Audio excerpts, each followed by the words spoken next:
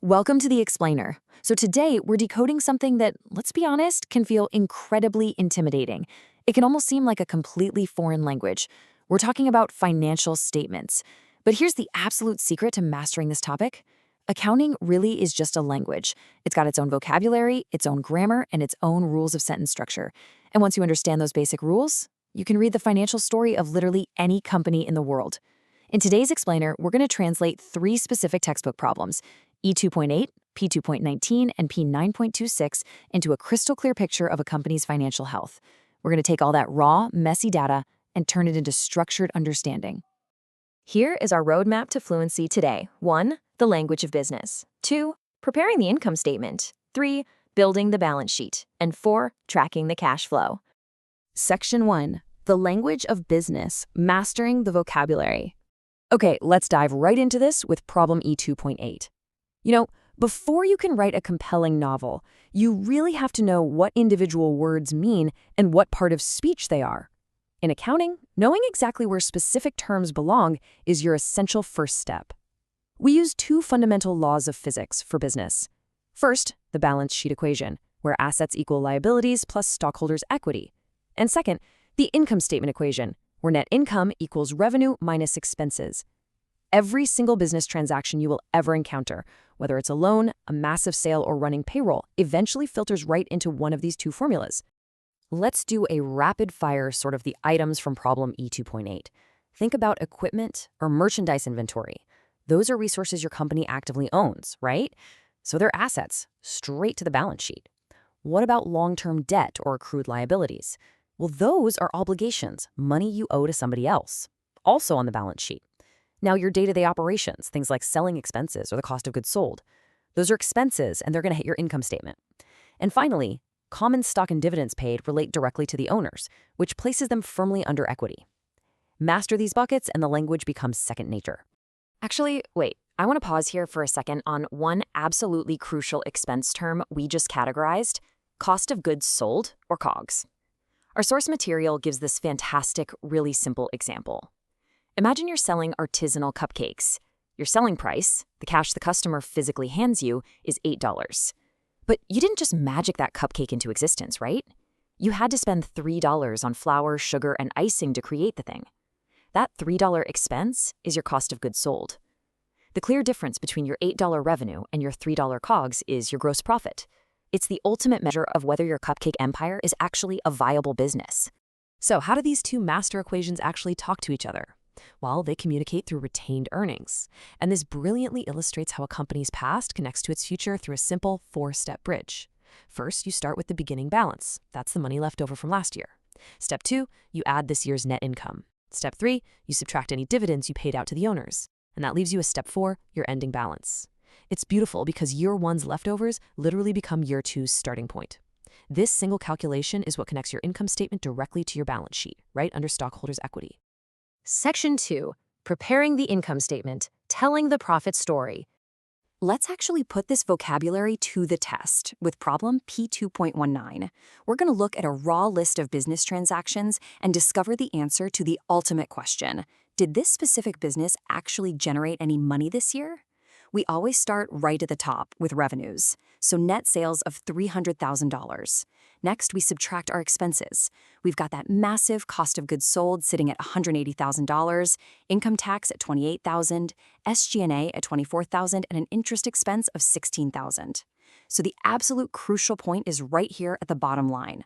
When we take our sales and subtract all those costs, we are left with a net income of $52,000. The company is profitable.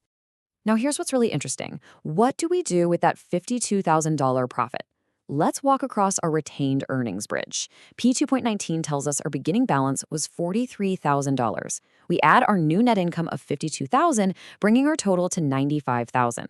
But wait, we paid out $13,000 in dividends, so $95,000 minus $13,000 leaves us with exactly $82,000. This ending retained earnings figure is the exact puzzle piece we're going to need for our next step. Section 3. Building the balance sheet, the snapshot of health. Think of it like this. The income statement was a video of the year's performance, but the balance sheet, that's a photograph of right now. Let's see how this builds our balance sheet for problem P2.19. First up, the asset side, what the company owns. We've got liquid assets, cash at $64,000, accounts receivable at $40,000, and inventory at $88,000. Then we have our heavier long-term assets, equipment at $168,000, and a building at $8,000. Now, crucially, we have to include accumulated depreciation of -$72,000. That just represents the wear and tear on those assets over time. Tally all of that up, and we land on total assets of $296,000. Now for the other half of the equation, liabilities and equity. This is basically how we paid for those assets. We have our debts, notes payable at $100,000, accounts payable at $30,000, and accrued liabilities of $6,000. Then we jump over to the owner's side, common stock at $70,000. And there it is. Sliding right into place are calculated retained earnings of $82,000. If we did our accounting correctly, adding up our liabilities and our equity should exactly match our assets. Let's check. Yes, they add up to a perfect $296,000. Both sides balance perfectly. Honestly, the narrative resolution of a balance sheet is pretty much one of the most satisfying moments in all of accounting. But hold on a second. We've got this beautiful balanced sheet and a $52,000 net income. We have a solid profit on paper. But I have to ask you a serious question. Do we actually have cash in the bank to pay our bills? Because here's the twist. Profit is just an accounting concept.